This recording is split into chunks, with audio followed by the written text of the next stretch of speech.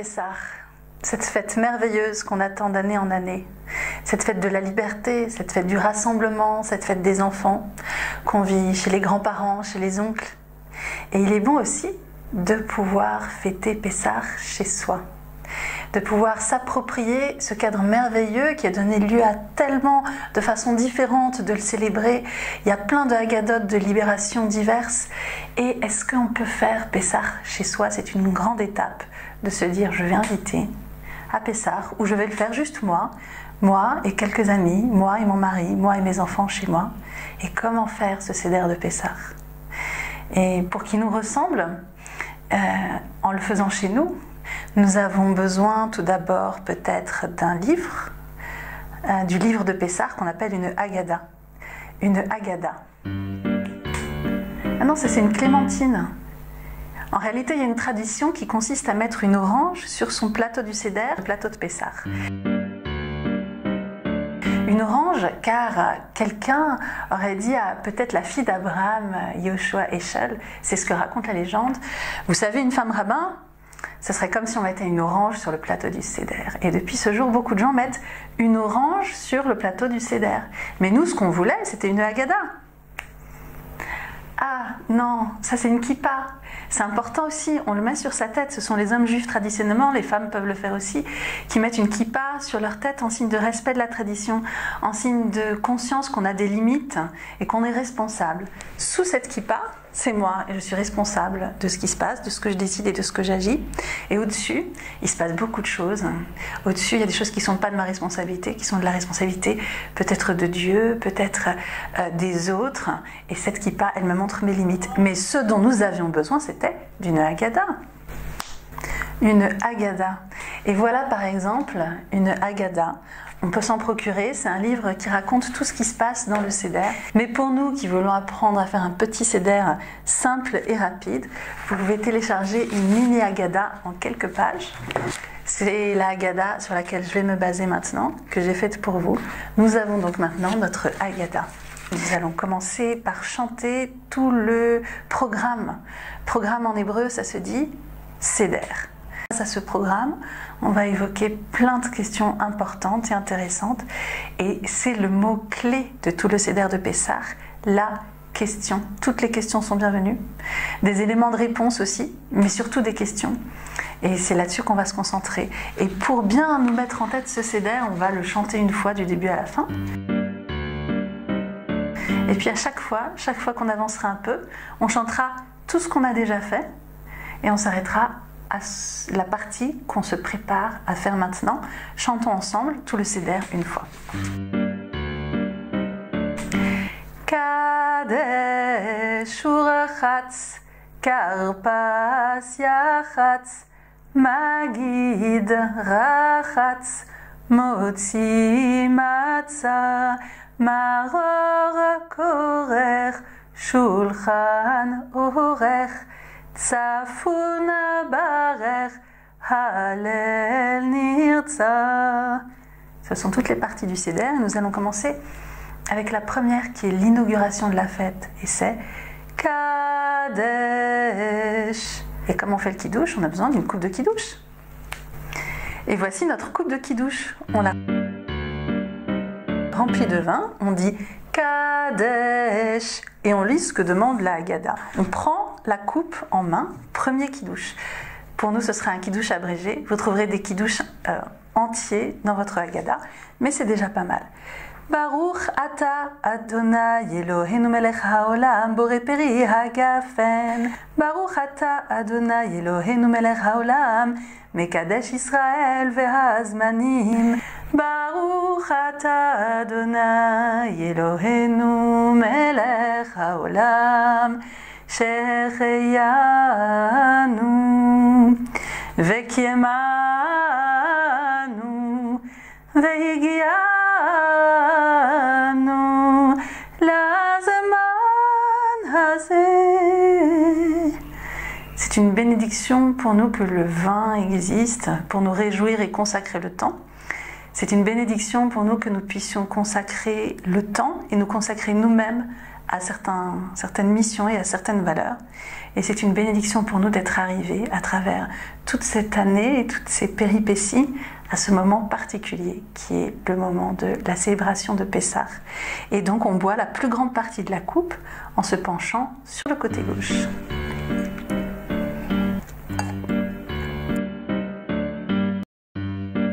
On passe à la partie suivante. On rechante le programme. Kadesh Urachatz. Et là, il faut se laver les mains. Il faudrait de quoi se laver les mains. Et voilà ce qu'il faut pour se laver les mains de façon traditionnelle. On peut aussi aller se laver les mains au robinet, il n'y a pas de souci. On se lave les mains sans bénédiction. Et de façon traditionnelle, on verse nous-mêmes l'eau sur les mains et on en profite. C'est une façon aussi de tourner une page et on peut profiter de cette sensation de l'eau.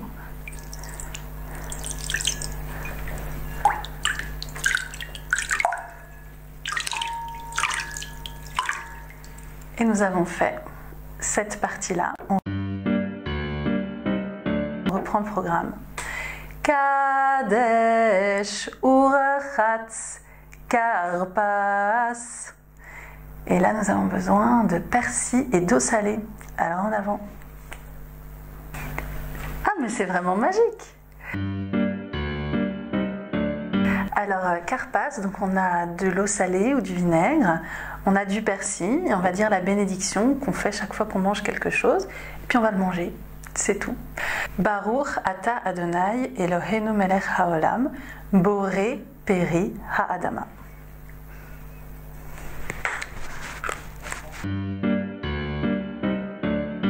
On reprend le programme. Kadesh Urachatz Karpas Yachatz. Et pour Yachatz, nous avons enfin besoin de cet élément central du Seder, de la matzah. C'est parti. Et voilà notre matzah. On la prend. Alors vous avez vu, elle est recouverte.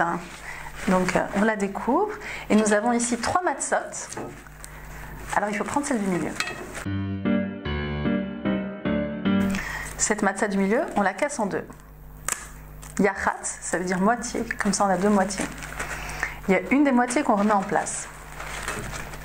Et ensuite on vérifie que les enfants ne regardent pas. N'est-ce pas les enfants? Faites bien attention de ne pas regarder ce qui se passe, car il ne faut surtout pas que vous sachiez ce que nous allons faire maintenant, puisque la personne qui dirige le Seder prend sa matzah et la cache sous la nappe. C'est bon? C'est parti. C'est bon pour Yachatz. On passe à la suite. Kadesh Urachatz Karpas Yachatz Magid. Et maintenant, nous avons besoin de faire le récit de la sortie d'Égypte. Et pour ça, nous avons besoin de Magid. Nous avons tout ce qu'il faut. Et la première chose, c'est notre petite Agada pour chanter Manishtana. Enfin, c'est surtout les enfants qui chantent Manishtana. Manishtana halayla hazeh mikol haleilot, mikol haleilot, shebechol haleilot aanu ochlim chametz umatzah, chametz umatzah, halayla hazeh kulo matzah, halayla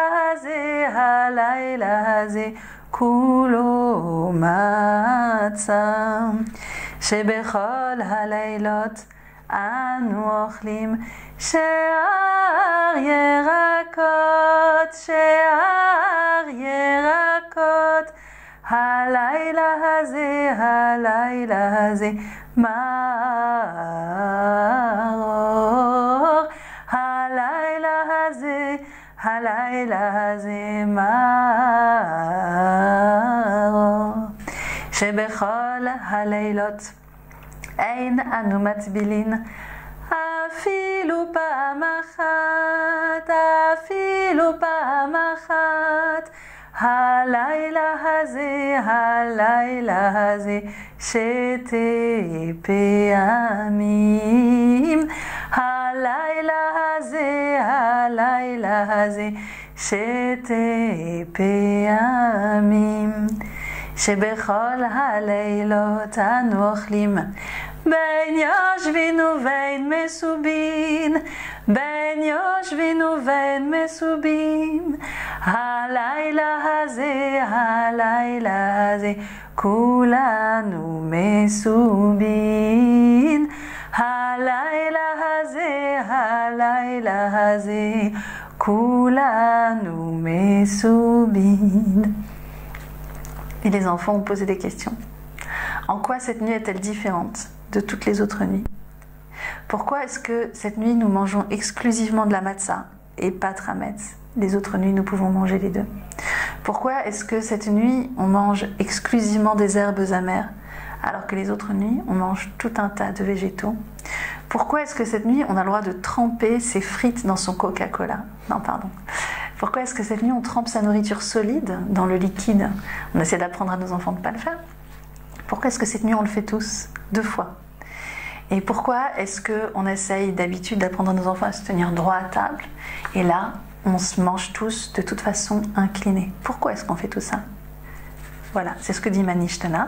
Et ensuite on répond à la question, ah non. On dit juste qu'on a été esclave en Égypte et on raconte l'histoire de la sortie d'Égypte. Ah non. On parle de 5 sages qui ont passé toute la nuit à raconter l'histoire de la sortie d'Égypte, jusqu'au moment où leurs élèves ont dû leur dire qu'il était temps maintenant de dire le chemin du matin, que la nuit était passée. On parle des 4 enfants. Tous les 4, ils sont attablés avec nous et ils posent leurs questions. Et tous les 4, ils viennent d'univers intérieurs ou de stades de la vie différents, puisqu'il y en a un qui est sage, un qui est méchant, un qui est simple et un qui ne s'est même pas posé de questions. Et ces 4-là, ils sont avec nous, on raconte les questions qu'ils posent.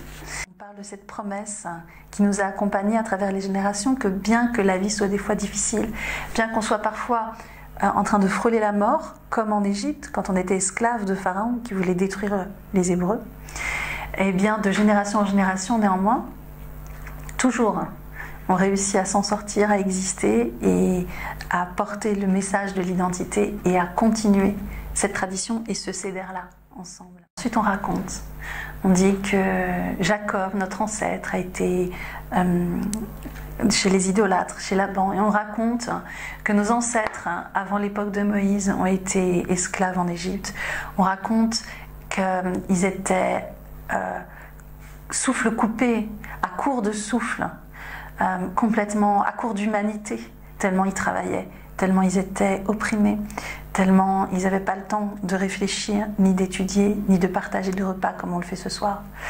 Et on raconte qu'ils ne savaient pas quoi faire de leur liberté, qu'ils ont hésité, que ça a été compliqué, que ça a été une bataille intérieure aussi pour chacun de sortir d'Égypte, de décider de suivre Moïse.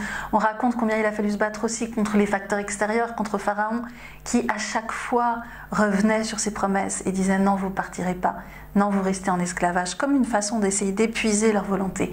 Et pourtant, à 10 reprises, au cours des 10 plaies, Pharaon a réitéré ses promesses avant de les trahir à nouveau, à tel point qu'il a fallu la 10e plaie, la plaie terrible, la mort des premiers-nés, au cours de laquelle les enfants d'Israël ont reçu pour instruction de mettre sur leur linteau un signe disant qu'ils allaient s'engager pour toujours vis-à-vis de la liberté. Mais que tous ceux qui ne l'ont pas fait, Égyptiens ou Hébreux, ont vu le premier-né de leur maison mourir pendant la nuit. Alors que tous ceux qui avaient mis ce signe, Égyptiens ou Hébreux, n'ont pas subi cette plaie et ont pu continuer et ensuite sortir d'Égypte. Ce signe, c'était du sang d'agneau, l'agneau pascal, l'agneau de Pessah, qu'on offrait à l'époque du temple et qu'ils avaient dû préparer déjà depuis le premier Nissan, même s'ils sont sortis 15 jours plus tard seulement d'Égypte. Cet agneau qui est en réalité un dieu égyptien et qui est devenu le symbole de l'idolâtrie. L'idolâtrie qui fait que des animaux sont plus importants que des êtres humains, qui font qu'un agneau, théoriquement, dans un monde idolâtre où l'agneau est un dieu, on ne peut pas le tuer.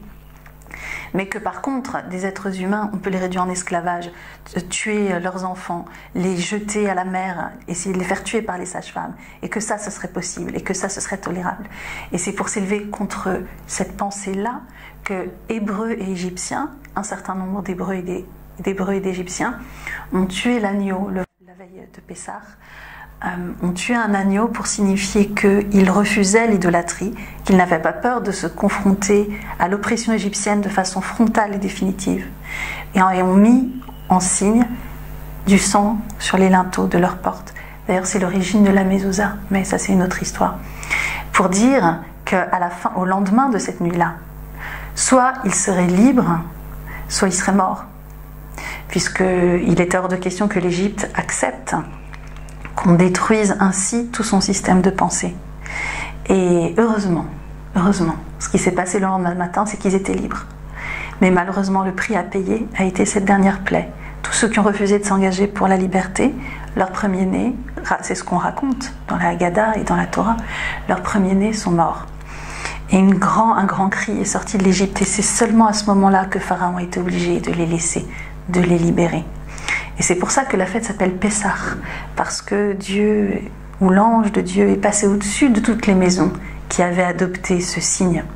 Et on raconte cette histoire encore aujourd'hui, parce que si nos ancêtres n'avaient pas pris leurs responsabilités, nous-mêmes, nous serions encore prisonniers en Égypte. Et de génération en génération, parfois, pour nous, pour d'autres, ici, ailleurs, il arrive qu'il faille prendre position d'une façon très forte et très déterminée pour la liberté. Et c'est pour raconter cette histoire, nous souvenir de ça, nous apprendre, réfléchir encore, apprendre à nos enfants tout ça, que nous célébrons cette soirée de Pessah. Et voilà comment on raconte. Une des façons de raconter, chacun à la sienne, l'histoire de la sortie d'Égypte. Et c'est à ce moment-là qu'on énonce ces 10 plaies qui ont été nécessaires pour que Pharaon prenne conscience, et qu'en disant ces 10 plaies, on enlève un petit peu notre vin, qu'on met dans une petite coupelle à côté pour dire qu'on aurait préféré que ça se passe autrement et qu'on n'est pas satisfait de la façon dont ça s'est passé. On est heureux que ce message de liberté ait pu inspirer ensuite de nombreux peuples et qu'il continue à inspirer d'autres et à nous inspirer nous. Mais on regrette que parfois la liberté ait un prix qui est toujours trop cher. Et donc on dit les 10 plaies: Dam, le sang; Tzfardéa, les grenouilles; Kinim, les poux; Arov, les bêtes sauvages; Déver, la lèpre; Shechin, les ulcères; Barad, la grêle; Arbé, les sauterelles; Rocher, les ténèbres; et Makat Bechorot, la mort des premiers-nés. Et c'est à ce moment-là qu'on peut chanter Dayenu. Ça nous aurait suffi. Day, Dayenu, Day, Dayenu, Day, Dayenu, Dayenu, Dayenu, Dayenu, Day, Dayenu, Day, Dayenu, Day, Dayenu, Dayenu, Dayenu. On peut s'interroger sur ce qui nous suffit ou sur ce dont on a encore besoin pour atteindre le maximum de liberté et de responsabilité dont nous sommes capables aujourd'hui.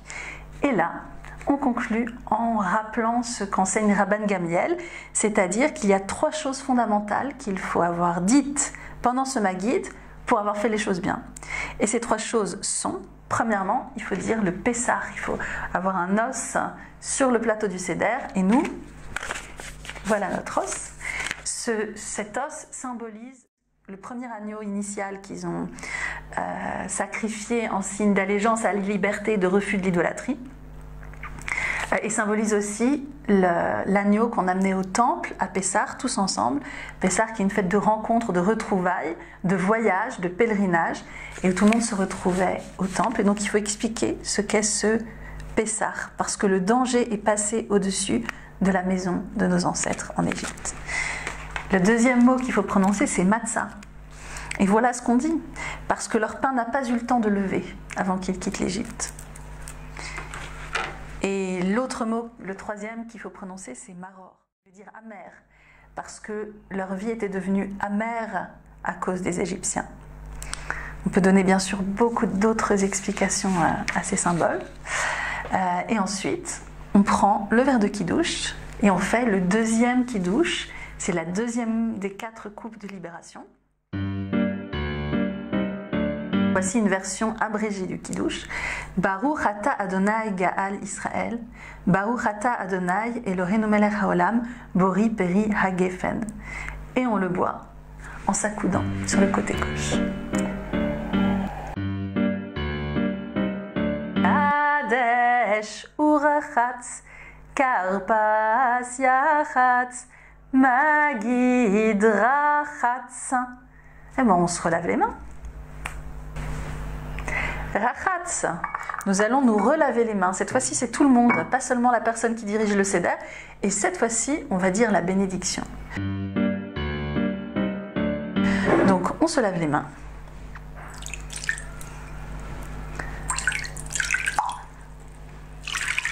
On dit la bénédiction, puis on s'essuie les mains. Et voici la bénédiction. Baruch ata Adonai Eloheinu melech haolam, asher kideshanu b'mitzvotav, vetzivanu al netilat yadayim. Et c'est bon pour Achatz. On rechante notre programme. Kadesh urachatz, karpas yachatz, magid rachatz, motzi matzah. Motzi matzah, nous avons besoin de notre matzah maintenant. Nos matzot et du sel. Baruch ata Adonai Eloheinu melech haolam, hamotzi lechem min haaretz. Baruch ata Adonai Eloheinu melech haolam, asher kideshanu b'mitzvotav, vetzivanu al achilat matzah. Un morceau de la matzah du dessus, un morceau de la matzah du milieu, un petit peu de sel.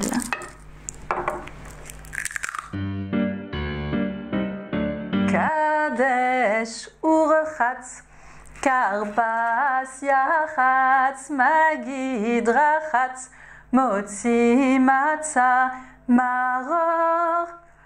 C'est le moment que vous attendez tous de goûter à ce délicieux maror. Surprenant ce haroset. Le haroset, on le fait normalement avec de la pomme râpée, avec du miel, avec du vin. Certains le font avec des dattes. Il y a plein de recettes. Et on le mange avec un petit peu de laitue. Faites votre haroset vous-même, hein, c'est bien meilleur. Et donc on en donne un petit peu à chacun. Et on dit la bénédiction, puis on le mange. Baruch ata Adonai Eloheinu melech haolam, asher kideshanu b'mitzvotav, vetzivanu al achilat maror. Et on le mange. Kadesh urachatz, karpas yachatz, magid rachatz, motzi matzah, maror korer. Et voilà, korer, le sandwich spécial Hillel. C'est parti. De la matzah, la troisième de nos 3 matzot, et du réfort.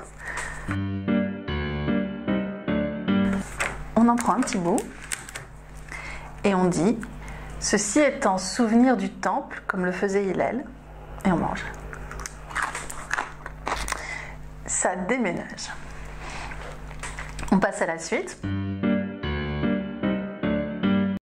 Kadesh urachatz, karpas yachatz, magid rachatz, motzi matzah, maror korer, shulchan orech. La table dressée. Eh bien, on mange quoi? Vos recettes préférées, sans hametz bien sûr. Bon appétit.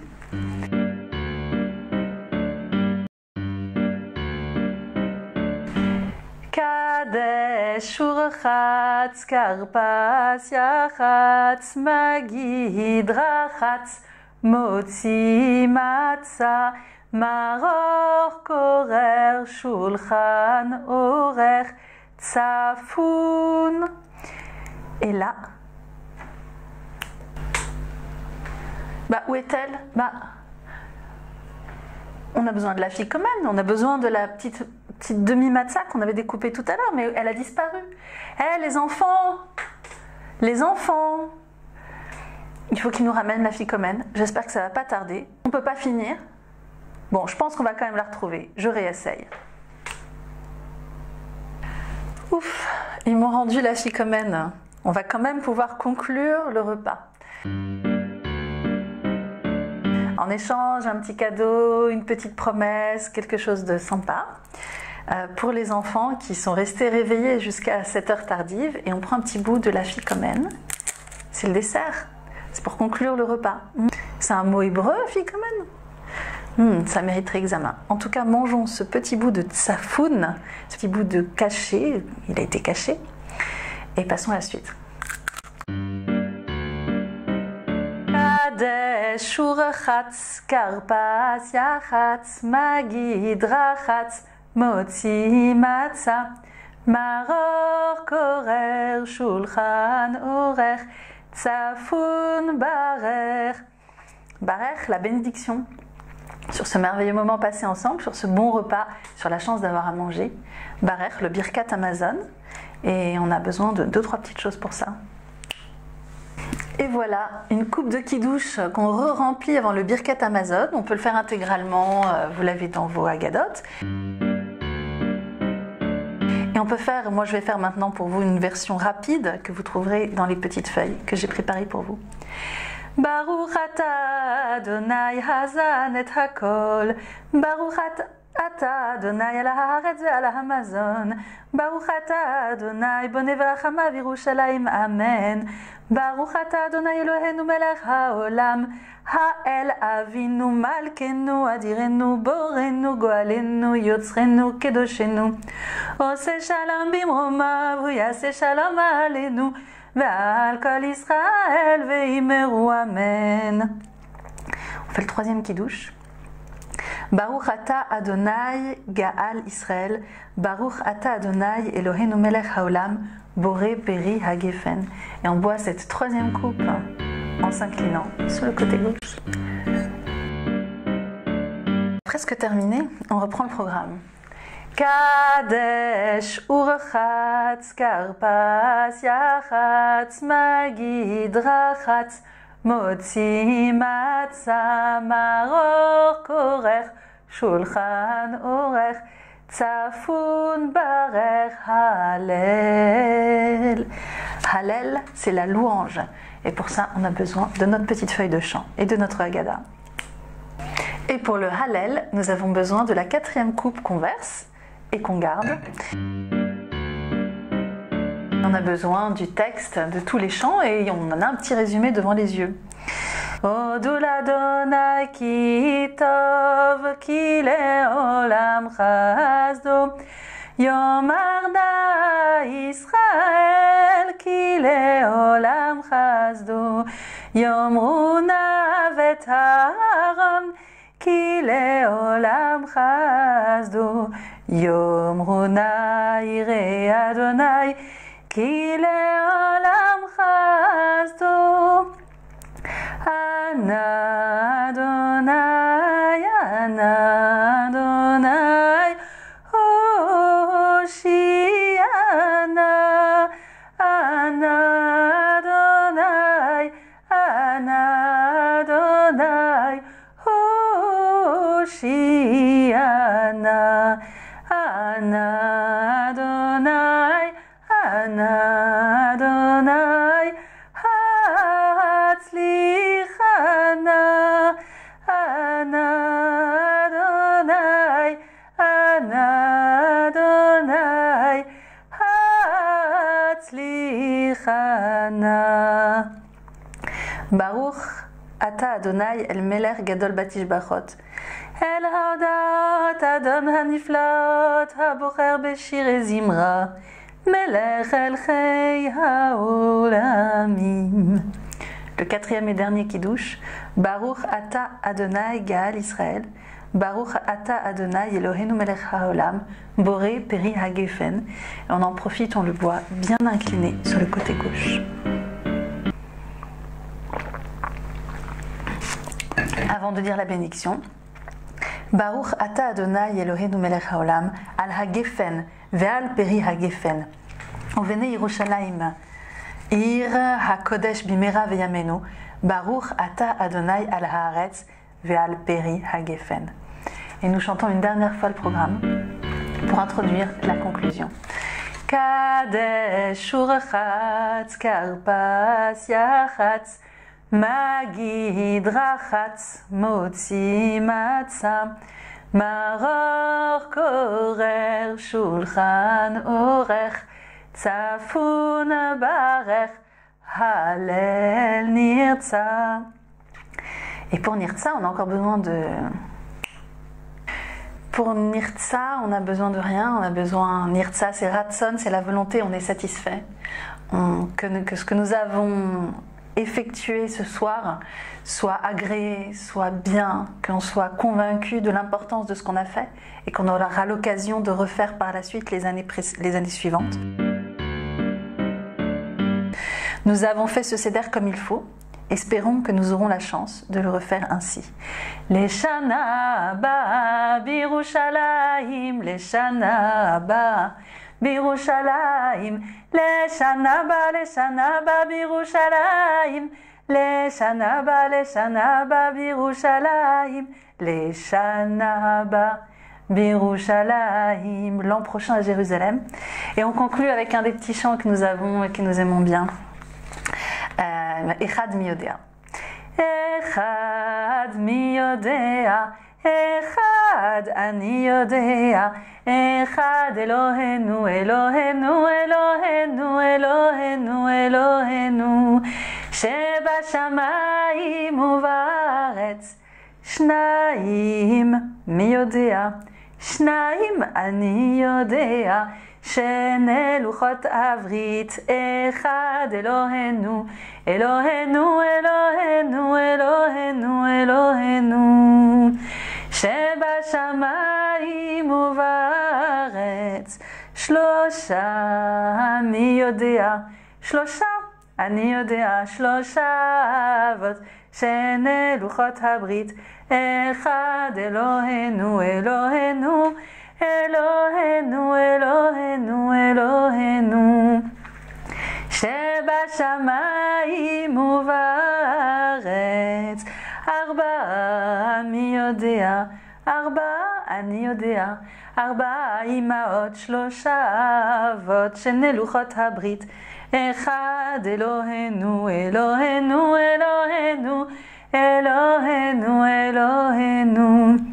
Sheba shamayim uvaretz. Chamisha mi yodea, Chamisha ani yodea, Chamisha chumshe Torah, arba imaot, shlosha avot, shene luchot habrit, echad, Elohenu, Elohenu, Elohenu, Elohenu, Elohenu. Sheba shamayim uvaretz. Shisha mi yodea, Shisha ani yodea, Shisha sidre Mishnah, Chamisha chumshe Torah, arba imaot, shlosha avot, shene luchat habrit, echad Elohenu, Elohenu, Elohenu, Elohenu, Elohenu. Sheba shamayim uvaretz. Je passe au 13 directement. Shlosha asar mi yodea, Shlosha asar ani yodea, Shlosha asar midaya, Shtem asar shiftaya, Chad asar korvaya, Asara dibraya, Tisha yacheleda, Shmona yememila, Shiva yemeshapta, Shisha sidre Mishnah, Chamisha chumshe Torah, Arba imaot, Shlosha avot, shene luchot habrit, Echad Elohenu, Elohenu, Elohenu, Elohenu, Elohenu. Sheba shamayim uvaretz. Et voilà, c'est terminé.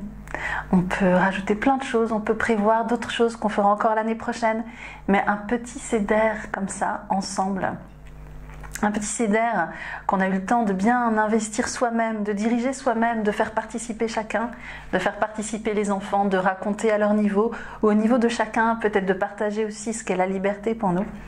C'est quelque chose de précieux. Alors je me réjouis de penser à chacun d'entre nous qui feront pour le premier et le deuxième soir du seder un seder de Pessah, un moment particulier et spécial entre nous pour toute la suite des générations. À bientôt.